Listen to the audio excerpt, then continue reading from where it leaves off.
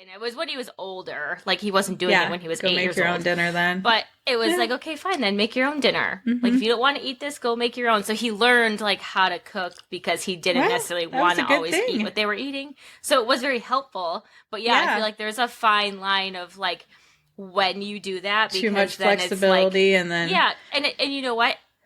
It's not like he was necessarily eating, like, junk. But it's like, just there might be parameters on what he could make or something like that. But it's another way that he learned how to cook pretty early. So that helped me out. So thank you, Chuck and CJ. Because that's perfect. Like that he enjoys cooking. Because I don't always. I will like to bake things. I'm not necessarily a great baker, but I like to bake things. Hi, everyone, and welcome to a brand new episode of She's Got It Together. I'm your host, Jessica. And I'm Samantha. Each week we peel back the curtain on what it really looks like to have it together.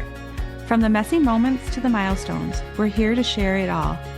So grab your favorite drink, get comfy, and let's dive into today's topic.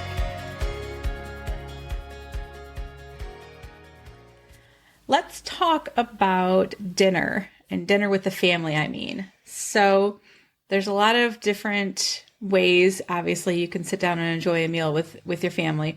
But I feel like the traditional way, obviously, is like sitting at the dining room table, sitting at the kitchen table, whatever you have, and, you know, having no TV, having obviously no electronics, right? Just sitting down, having a meal with the family and having conversation.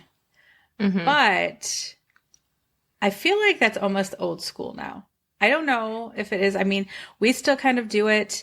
We don't do it every single night, but I know growing up, we sat down, had dinner every night. We had water, milk to drink. We had, you know, there was milk. God, I know. Refused to drink I know. it. I don't even pronounce it correctly. I call it milk, like with an E, not milk with the I. Milk.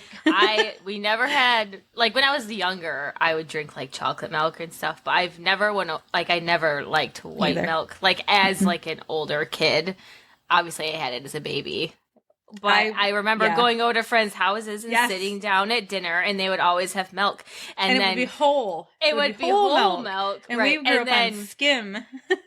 Well, I don't even remember drinking. I never drank milk, like, ever, other than chocolate, that I remember. Like, obviously, like, as a baby toddler, I'm sure I had whole milk. But it's like, we would go over to a friend's house, and they'd all have milk, and then I'd be like, not drinking it. Like, excuse me, like, can I have some water? So then, like, after enough times, like, I remember our, like, friend Kirsten down the road, we go to her house for dinner all the time. And it was like her parents started setting us out water at dinner because they knew we didn't drink milk. And I'm like, yeah, I mean, there can't be. It was very uncommon, honestly. There's got to be other people. I know. I feel like we were, like, one of the only families that, like, did not drink milk at dinner. Like, Brett's family did, and like they still do, but they don't do it as much now. Like, it's not like a common thing. Like, his brother has milk a lot more, I feel like, than anybody. But like Brett really doesn't drink it. It's not like set out all the time now as adults. Usually you have like a water glass or like a wine glass or both or something. But it's just funny because like that was such the norm. And then even when you went over to your friend's house, like you sat at the dinner table, you had dinner, and like there was no, like, TV. There might be music on or something, but there was no TV. And obviously, like, there was really no, like, cell phones really growing up. Yeah, that wasn't really a thing. Like, it wasn't really a thing. Time. So it wasn't, like, no phones at the table. Right. But you talked about your day. And I remember going over to, like, friends' houses for dinner. You just, like, never knew if you were going to like their food because it was, like, so different. And then it was always like a nerve-wracking thing. And then, so you're being polite trying to eat it. But that's the whole thing. Like, I don't even exactly know because, like, I don't have kids the age that they would go over to a friend's house and eat dinner now.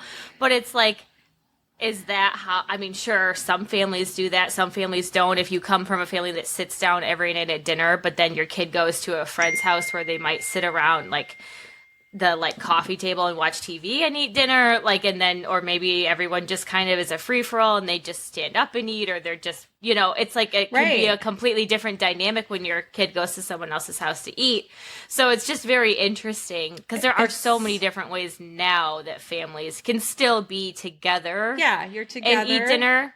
You're more comfortable in other situations. But before we go on to that, what I was going to say is, you know, back then, you go to a friend's house and the meal was like home cooked. It was made. Oh, for sure. Now it's like, what takeout do you want? Or pizza or, you know, like I even do that when the kids have friends over. It's just like, okay, I'll order pizza for you guys, or we'll get, you know, like Jersey Mike's or what, you know, whatever they want. It's not like making a meal like we would normally do every other day. And it just, because I mean, I don't know. It's like times have changed so much. Well, I think it's a little different now, too. Like, because when we were growing up, like, it's not like moms didn't work, but I feel like a lot more moms were home, or they worked part-time, or like something where, like, they were still almost expected to, like, have dinner on the table, kind of. Like, a home-cooked meal. Like, when we were growing up, I feel like that was an expected thing, and that was just... Like how they were raised, how we were raised, like it was just, you maybe got pizza every once in a while, like on the weekend. Sundays or Fridays. When we used to watch, what did we used to watch? Sequest? Is that what it was? I have no idea what that is.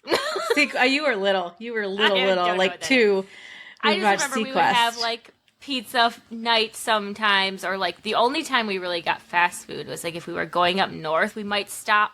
Like on a Friday night, stop at dinner. And that was like a big thing. We were like, oh my God, we get McDonald's. Like, because it wasn't like the norm. You didn't just go out to eat a lot. Not like it is now. Get fast food. Now I feel like, it's crazy though, because I feel like it's so much more expensive to go out and eat. But more people do it because it's convenient. And people are busy. They both are working. Like, someone's not home with the kids. They're picking them up. It's like, okay, let's go through the drive-through, or you try to go through, like, Panera Bread to make it a little healthier or something. Pay twice as much. I mean, like, for Brett and I, though, like, we have Bo. He's 16 months old. He pretty much eats what we eat now. And, like, right now, to make it easier, we're doing, like, the HelloFresh meals. And so we get HelloFresh meals, like, for dinner 4 nights a week. Because, like, I'm pregnant. I was so tired in the beginning. Like, I didn't feel like shopping. I didn't feel like eating. Like, I didn't feel like doing any of that. So then we just started doing, like, the HelloFresh program again, which we go, like, in spurts. I'm doing that. And so we're doing that now, and it's honestly been really nice. You don't have to think about what you're making. You pull the bag out of the fridge. So that alone is something that nobody had back when we were growing up. So they had to go to the store and plan out the meals. And it was like 6 months like at a time.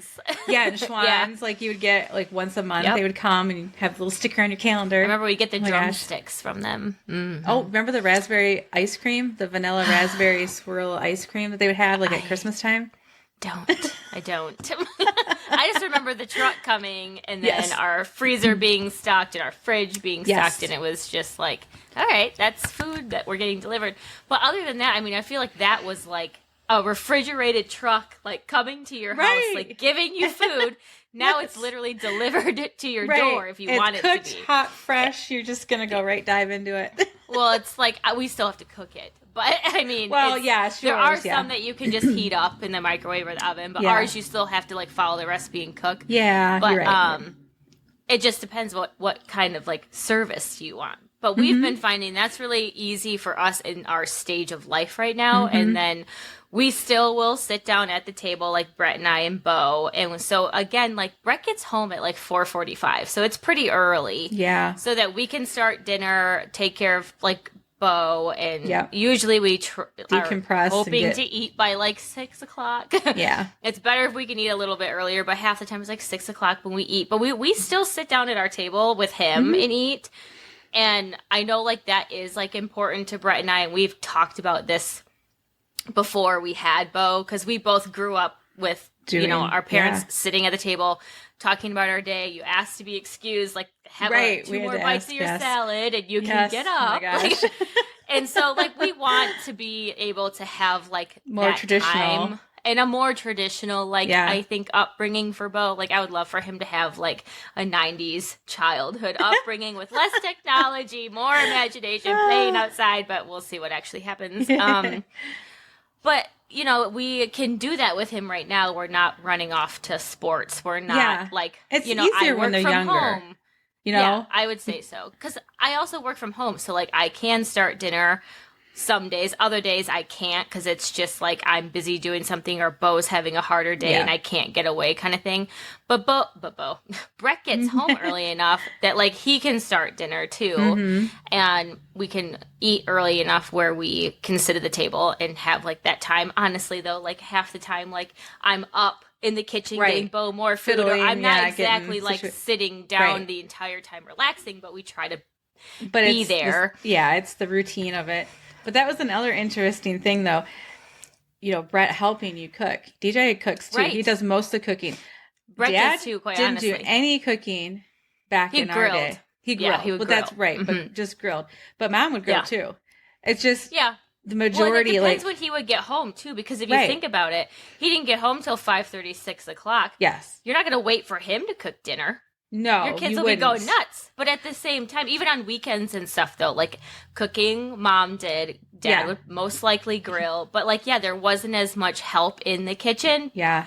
And Brett is a great cook. He's a better cook than me. Is DJ. He enjoys cooking. I honestly like kind of like relinquish and just let him do it because I don't want to. Like, I mean, cooking's fine. It's whatever, but I don't necessarily use it as like a therapeutic, relaxing method. I get more stressed out cooking because there's just so much going on and I'm chopping and it's sizzling and, you know, it's not always exactly fun. Like, Brett and I would cook together a lot But you have distractions. Like, it's not like you can just focus on what you're doing. You know what I mean? Right. Like, one of us kind of has to cook and then the other one has to watch Bo. Because usually that's like his witching hour, too. He's a little whinier. And then when Brett gets home, he just really wants to be around Brett. So I've been finding now I'm cooking a little bit more because he's at that stage where he just wants to be around Brett more than me. Because earlier it was like, always me, so we're kind of moving in that phase. But it is nice that Brett's willing to do that because not every man is, I guess. And I just like that he doesn't expect me to like have a home cooked meal ready for him when he gets home he at knows 4:45. Better, especially right now. It's like the way my hormones are and my attitude. It's like I would be throwing the spatula at him if he said something like that to me. But you get what you get. It's like he's very, very helpful when it comes to the kitchen, which his dad was like that, though. His dad and Mom both cooked.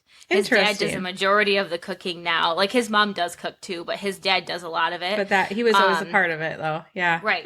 So, I mean, he grew up seeing that, and then his mom and dad... Like, when he got older, if he didn't want to eat what they were eating, they're like, okay, well, go cook your own food then. Like, they were like, if you're not going to eat what we're eating. We had, like, if you don't like what we're Well, it was when he was older. I know. You're out of luck. I think they just got, from what I've heard from Brett, is they just got sick of him saying, because he was a pretty picky eater, they got sick of him saying, like, I don't like this, I don't want to eat that. And it was when he was older. Like, he wasn't doing it when he was 8 years old. Go make your own dinner then. But it was like, okay, fine, then make your own dinner. Like, if you don't want to eat this, go make your own. So he learned, like, how to cook because he didn't necessarily want to always eat what they were eating. So it was very helpful. But I feel like there's a fine line of, like, when you do that, because too much then flexibility, it's like, and then and you know what? It's not like he was necessarily eating like junk, but it's like just there might be parameters on what he could make or something like that. But it's another way that he learned how to cook pretty early, so that helped me out. So thank you, Chuck and CJ, because that's perfect. Like that he enjoys cooking because I don't always. I will like to bake things. I'm not necessarily a great baker, but I like to bake things. But I think it all comes down to we were brought up where you sat at the table and you ate as a family and you talked about your day, which I like as a mom now. I love that. As a kid, I was like, oh my God, like, can I please be excused? Torture. You know, it was really. Well, it just depends on what the meal was. If I didn't like the meal, it just felt like I was there forever. If it wasn't steak and potatoes, I was out. Yeah. But it's like your like gross fish and chips thing, whatever that was. No, thank you. But in like spaghetti, I didn't like spaghetti, but they would let me make butter and garlic noodles instead of having this spaghetti sauce. You were like me, didn't like spaghetti sauce on the noodles. Yeah. So I mean, I guess there were flexible moments, but it's like it was with nice, the ingredients that were provided. Right. I wasn't like making like chili. Macaroni. You could put more mashed potatoes and just a sprinkle of the chili on top with lots of cheese.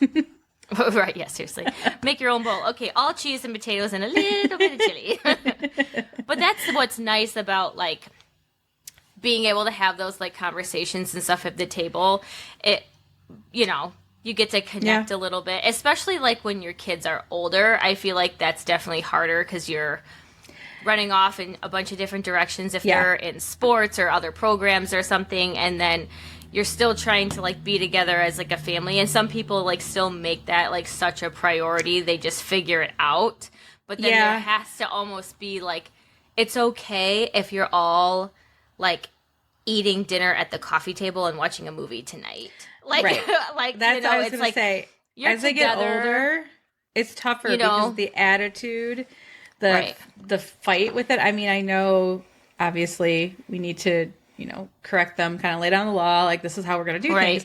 But at some point, you know, it's not enjoyable for anyone. Why are you doing it? I mean...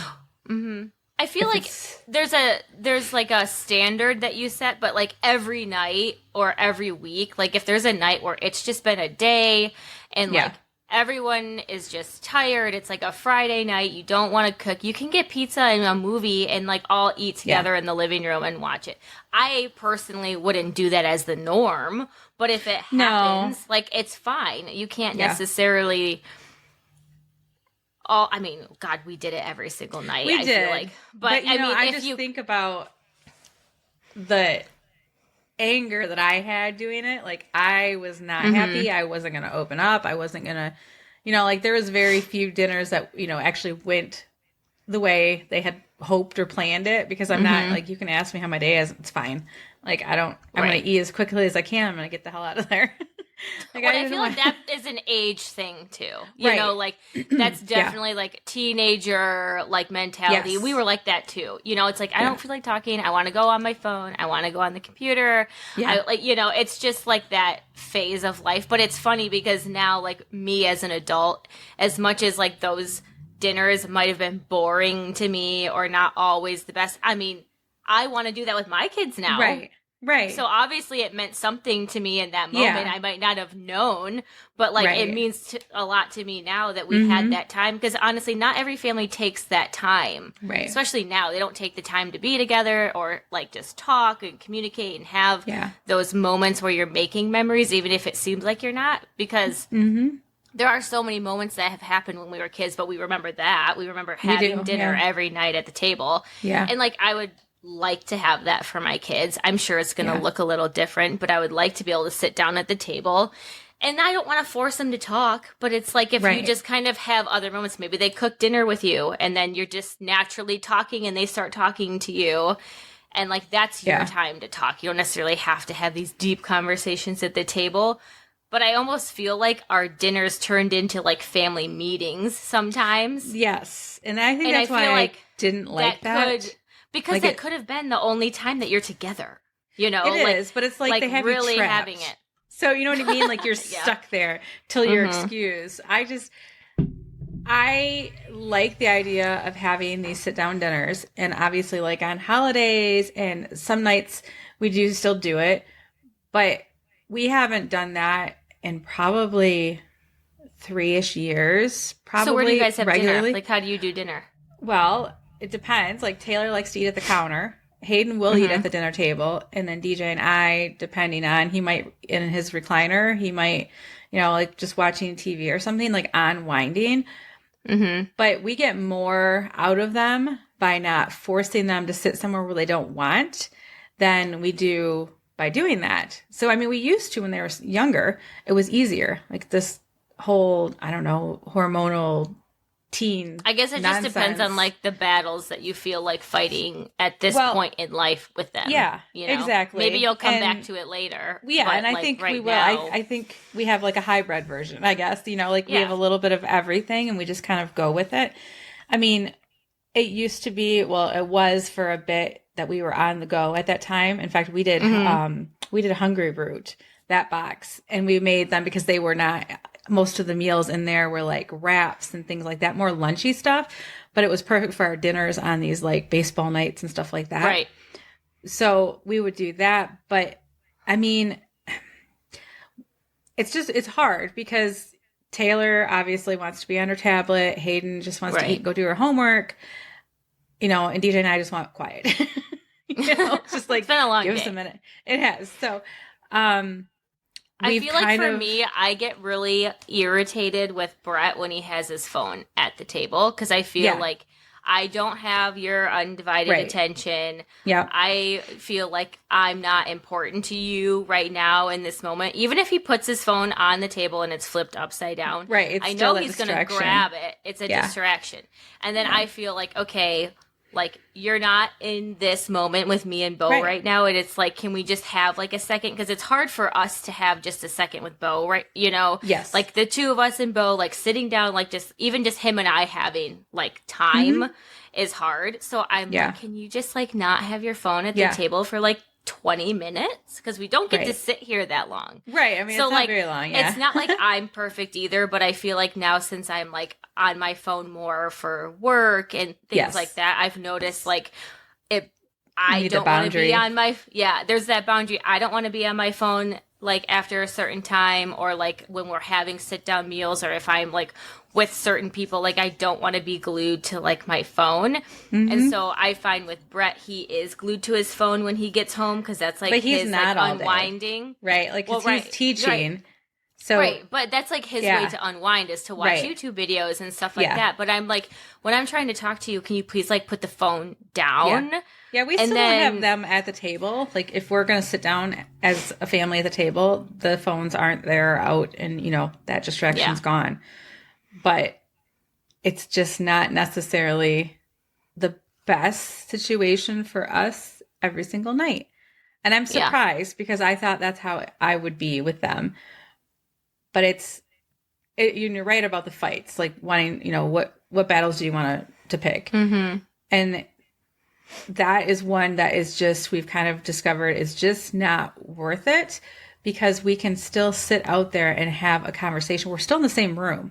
We're just not sitting at the same table. Right. Well, and that's the thing. We're just I think the way that dinner, like, expectations, like just from like a societal standpoint and like a generational standpoint, like it's definitely evolving, it's definitely changing. And like, yes, I want a more traditional upbringing for Bo, but honestly, he's 16 months old. I don't even know what it's gonna look like in a few years. So you can have an idea of how you want things to go in your head or what you like would really like to implement, but it might not necessarily turn out that way, and that's okay. It's okay if you're sitting, and you have a TV on and that's how you're bonding and you're eating. Like if that's what you need to do, fine. But like I think people might feel bad if they're like, oh no, I don't sit down at the table with my kids every night. It's got like crap all over it. I have to clean it off every time we want to eat there. On it. I mean, it just, sometimes they tend to be a catch-all, for stuff if they're like right when you walk in or whatever. Like, I mean, as a teacher, when I was teaching preschool, I could tell kids that have never sat at a table to eat because they would not know what to do. Like, because we would eat family style a lot of the time, like pre-COVID and everything. But then just like serving themselves, like we would teach them how to serve themselves. And like kids at 4 or 5 don't necessarily know how to serve themselves. But that was part of like the program is like you sit at the table, you have family style. But you could tell the kids that had never really sat at a table because they would be getting up, walking around, eating. And then you were like, oh, no, come back, sit down. Like, you have to sit down and eat your food. You can't walk around with it. So you could tell the kids that knew, like, how to pass the food or serve themselves or just sit at the table. And then you could see the kids that might not have had as much exposure to that. That's a good point. Never really thought about it that way. We use that time to talk, like, as a class, as a, because that's, like, one of the things is, like, to talk and be social and, like, share things and bond with your classmates and stuff. So that was one thing that we did implement in the classroom. It was part of our curriculum. But, like, some kids don't have that. And some of them are like, oh my God, this is so fun. Like, it's nice sitting next to, like, my friends and talking and eating because they didn't have that. Because maybe they were just given their dinner and they ate it in front of the TV and then their parents went and did something or ate later. Like, you don't know if they eat at home. So I think it can be a really great experience for kids that haven't had it. And they're like, oh my God, this is great. And then kids that do have it are like, oh yeah, I just sit at the table with my parents and talk and, you know, but so there's two sides to it. Like some kids might crave that because they've never had it. And then other ones are just like, my God, can I please have a moment? But it's like, honestly, it's like, it's a dinner that's like 20, 30 minutes. Like I think you could get through it. Yeah. But at the same time, you know, maybe not every night you have to do that. Yeah, I still don't think we can do it every night anymore, at least not at this stage. But, you know, even forcing them to do it, it was just like, then we're all stressed out because they're complaining, you know, they're not eating and we're doing whatever. And then it just like turns into this very negative situation. So that's kind of why we stopped doing it or forcing it. I mean, like I said, we still do it. We just don't do it every night, not like how we grew up. And it wasn't a problem until they hit a certain age. And then it just kind of got to be like, and I guess that's when you have to make the decision. It's like, okay, are we going to like set this standard and this is what we do in this family and we sit down and we have dinner and I'm sorry if you don't like it, but this is what we do. Or you kind of be more flexible and are like, okay, maybe 2 out of the 3 nights we sit down for dinner or, you know, whatever. But it's a personal family, like your little family's decision. Yes. Because I know like the other side of it is like we talked about going to friends' houses. So if you're a family that may not sit down at the table and you go to a friend's house where they sit down at the table and you are confused, like, what is this? Why are we sitting down?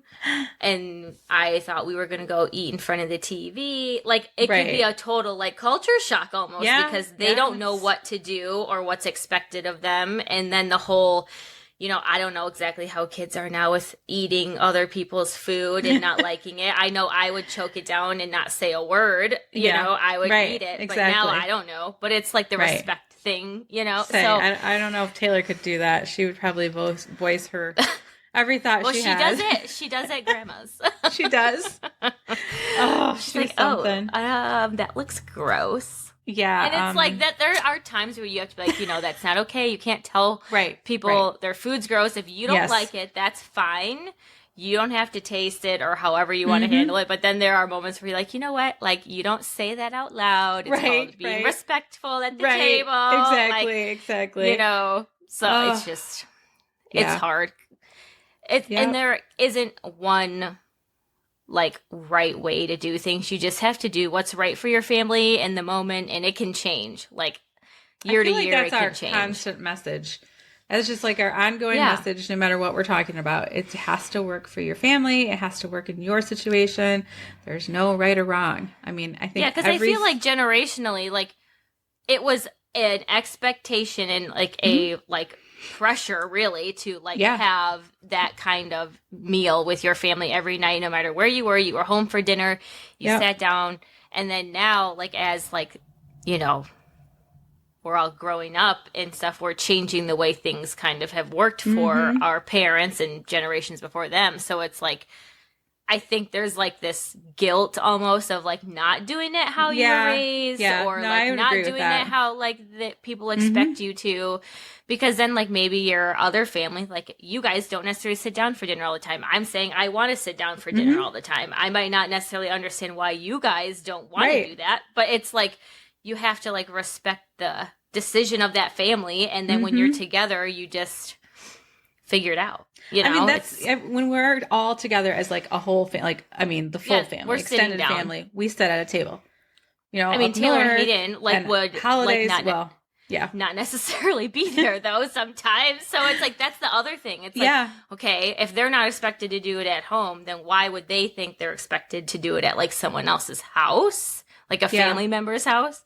But then, you know, that's a decision that you have made, like, with your family, and then the other family just has to, like, deal with it, you know? It's like, that's the thing. Before, it was like, oh, yeah, everyone sits down at the table. Yeah. Like, it's just the norm. We don't have to expect anything different. It's not necessarily like that anymore.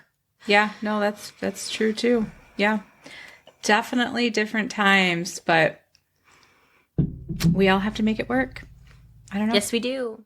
Well, and my gosh, it's like, we never had like fast food or pizza or anything other than like on like special occasions and stuff. And I feel like now, just out of convenience, a lot of the time that's like what people are picking up during the week because they are going to soccer and baseball and they are going to this and that, or I have to work late today.